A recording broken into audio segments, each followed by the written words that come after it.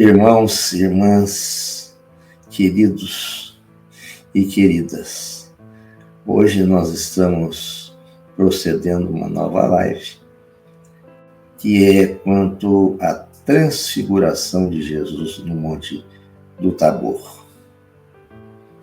É muito curioso, antes de mais nada, que o Tabor, onde Jesus passa essa transfiguração, é exatamente lá que ele é aprisionado com um beijo de Judas na sua face para mostrar aos soldados romanos que aquele era Jesus. Como não há coincidência, é de se perguntar o porquê. Bom, à medida que Jesus, primeiro, ele conclamou que fossem 3 dos seus discípulos com ele. Pedro, Timóteo e João. Por que ele levou só 3? Não tenho ideia. Quando eu desencarnar e poder chegar a Jesus, eu vou fazer essa pergunta para ele. E chegaram lá. E no caminho eles foram vendo que Jesus ia ficando com as vestes muito alvas, muito brancas, que nenhum lavandeiro, como Pedro costumava dizer, né, que era aquele que executava aquele tempo a lavanderia. Então não existia uma empresa de lavanderia, existia quem fazia o serviço de lavanderia, era o lavandeiro. Tanto que Pedro dizia para si mesmo, olha, essa brancura das vestes de Jesus, nenhum lavandeiro conseguiria fazer. E Jesus foi se transformando cada vez mais e mais em radiante, e com as vestes mais brancas, até de refletirem nos olhos dos seus discípulos aquela luminosidade, aquilo que era um momento fantástico. Eles nunca tinham tido uma situação semelhante com alguém assim tão transparente. Bom, chegou-se ao topo do Monte Tabor. Aí, estando lá, no monte, não Tabor, deve ser uma situação de saborificar que me veio à mente. Eu troquei Monte Tabor por sabor. E foi saboroso mesmo aquele momento. Aí chega lá, Jesus evoca a presença de Elias e de Moisés. E eles se apresentam também extremamente transparentes.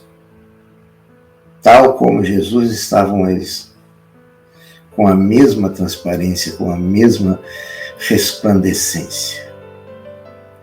E Pedro, vendo aquilo, falou para Jesus: Jesus, mestre, não é o caso de fazermos 3 tabernáculos, um para o Senhor, um para Elias, outro para Moisés? Tabernáculos naquele tempo eram, digamos assim, cabaninhas, fazer 3 cabanas, uma para cada um.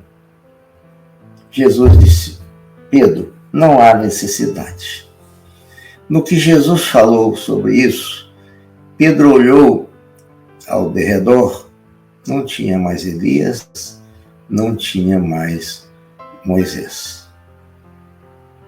Então, para que Jesus fez aquele momento, permitiu aquele momento de materialização desses 2 espíritos? Aliás, é muito bom dizer a diferença entre materialização e visão, ou vidência. A vidência, uma pessoa só pode ver. Na materialização, o que estiver sendo materializado, todos virão, independente de uma mediunidade mais ou menos ostensiva. E o que Jesus quis com aquilo? Mostrar que a vida existe após a morte. Que a vida continua.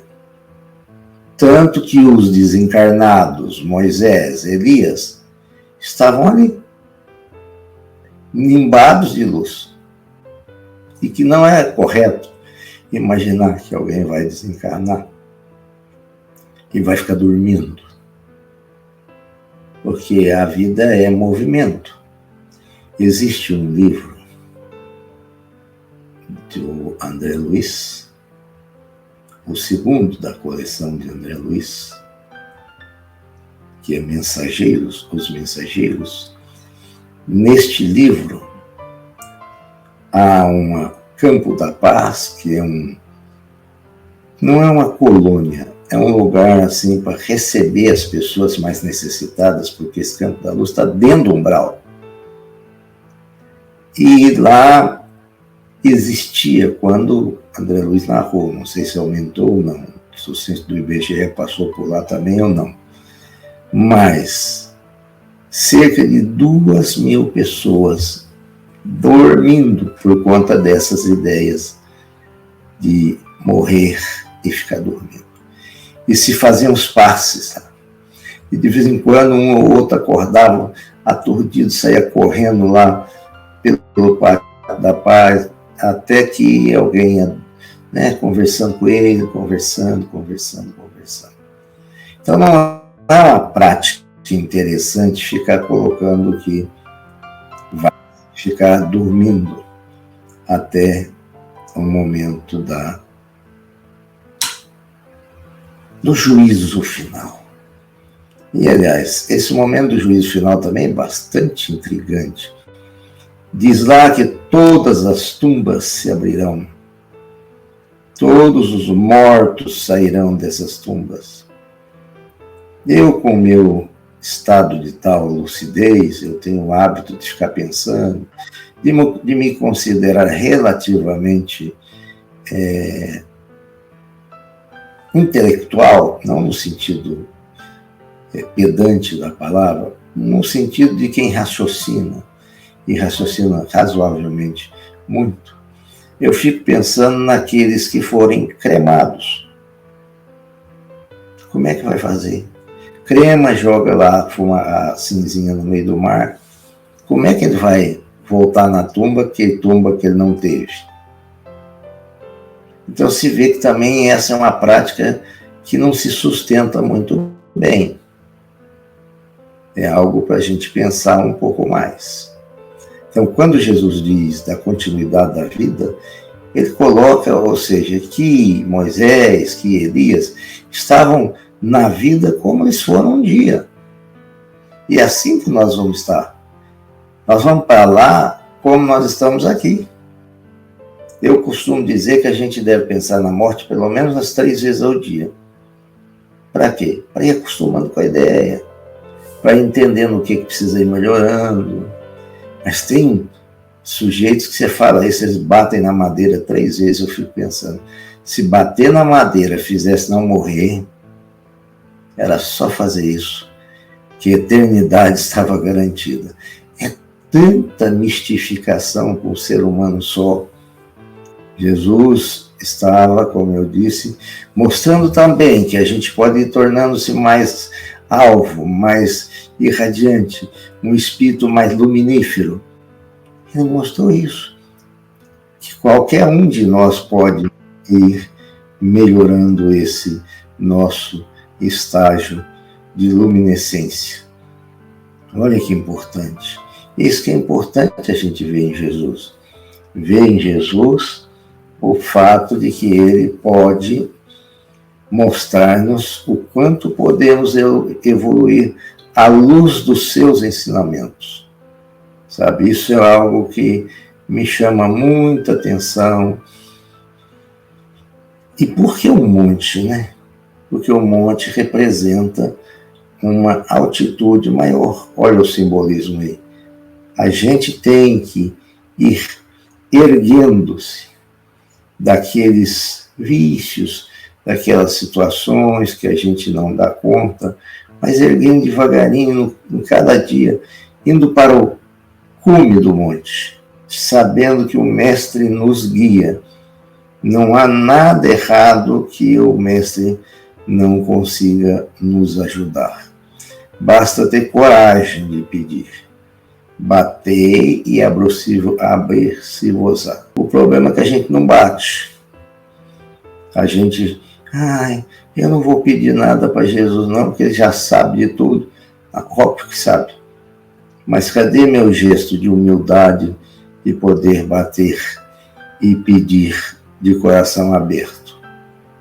Tem pessoas na face da terra, por exemplo, que elas são tão estranhas que você quer oferecer um presente por ser. O ser te impede de presentear. Olha só. Sabe? É muito curioso isso. Ao invés de, que bom, estou sendo presenteado, estou sendo amado, estou sendo acolhido. O ser, não.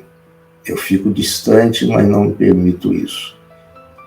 Esse é um ponto para se pensar, para ser doce, dócil, amoroso, e saber que o outro que lhe quer agradar não está fazendo isso por troca, está fazendo isso por gratidão.